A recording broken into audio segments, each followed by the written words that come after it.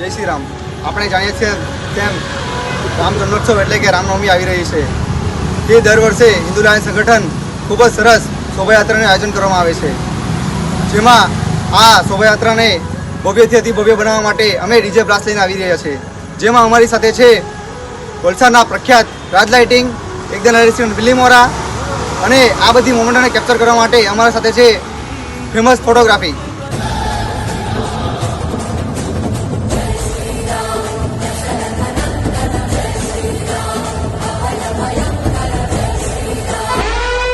જે કોઈ નહીં કરે એ ડીજે બ્લાસ્ટ કરે.